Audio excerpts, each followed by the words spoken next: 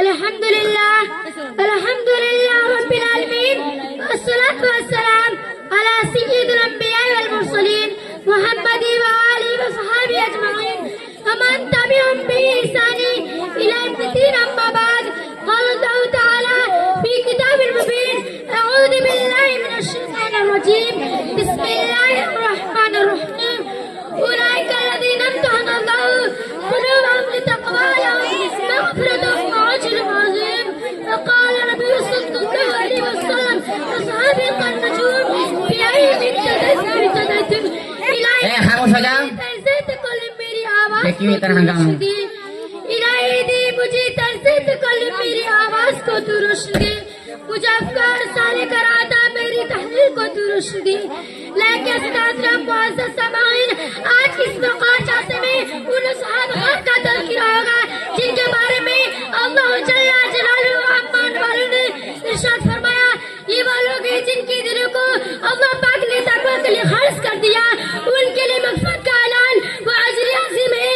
نیز سرور کائنات صلی اللہ علیہ وسلم پیارے زبان سے فرمایا: میرے صحابہ ستاروں مانند ہیں، تم ان میں سے جس کی بھی اقتدا کرو گے راستہ پا جاؤ گے. دوستو، خالق و مالک کا یہ دستور رہا کہ انسانوں کی ہدایت کے لیے رسولوں کو بہتر ہے.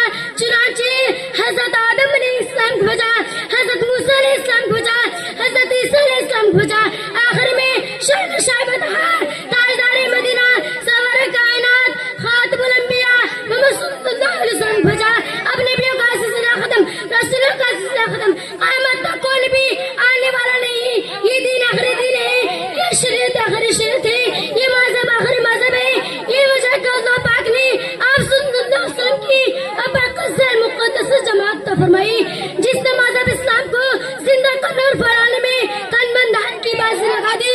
چنانچہ تاریخ شاہد ہے کہ ان سچے جان نثاروں نے اسلام کے خاطر قربانی پیش کی ہے جس کی نظیر پیش کرنے سے عالم انسان تحید امن خالی ہے. یہی صحابہ جنہوں نے حکم خداوندی اور پیغام محمدی کو عام کرنے کے لیے گردنیں کٹا دی، عورتوں کو بھی بار بچوں کو یتیم کر دیا.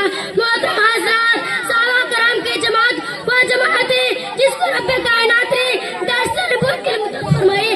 ہادی اعظم صلی اللہ علیہ وسلم کو معلم بنا، کتاب ہدایت قرآن پاک عطا فرمائی.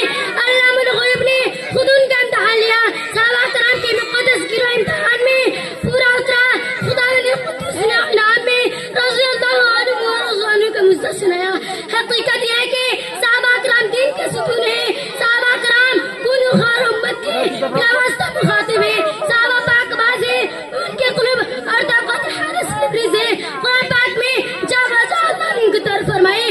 قرآن پاک ان نفوس قدسیہ کی طرف میں رتب اللسان ہے. کہیں فرمایا اولئک هم المفلحون، کہیں فرمایا اولئک هم الراشدون، کہیں فرمایا اولئک هم الصادقون. حدیث پاک میں رسول اللہ صلی اللہ علیہ وسلم نے فرمایا، بخاری شریف کی روایت ہے: اگر تم میں سے کوئی شخص واد پہاڑ کے برابر سونا خرچ کرے تو صحابہ کے ایک پاؤں کے برابر نہیں. اللہ اکبر. ملت اسلامیہ کا جالو صحابہ واجب الاحترام ہے، ان کا تذکرہ اچھائی کے ساتھ کرنا لازم و ضروری ہے. یہ وہ صحابہ ہیں جنہوں نے آنکھوں طاقت کی مجسم نمونہ تھے. یہ وہ صحابہ جنہوں نے آفتابی داعش سے بلا واسطہ نور حاصل کیا تھا. یہ وہ صحابہ جنہوں نے ہمیشہ دنیا پر آخرت کو ترجیح دی. یہ وہ صحابہ ہیں جنہوں نے خوف خدا کا سامع حاصل کیا تھا. یہ وہ صحابہ جنہوں نے روزہ کو اپنی زندگی کا مقصد بنایا. یہ وہ صحابہ جو سربا کا پوجا تھے.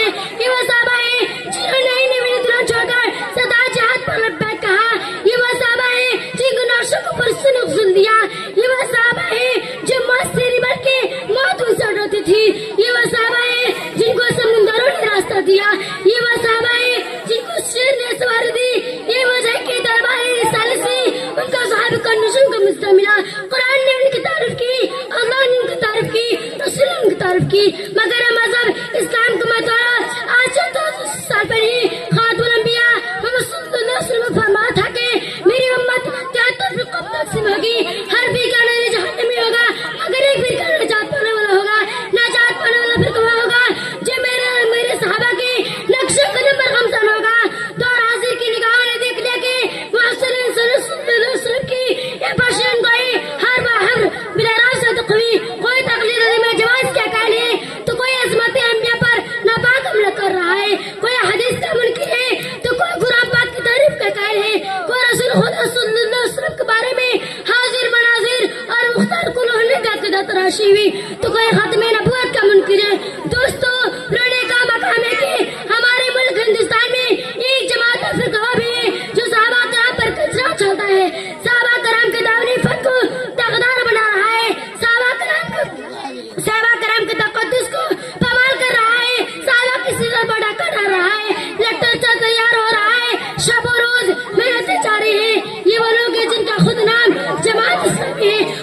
شدہ افسوس صحابہ کے فضائل نظر نہیں آتے، محسن نظر نہیں آتے.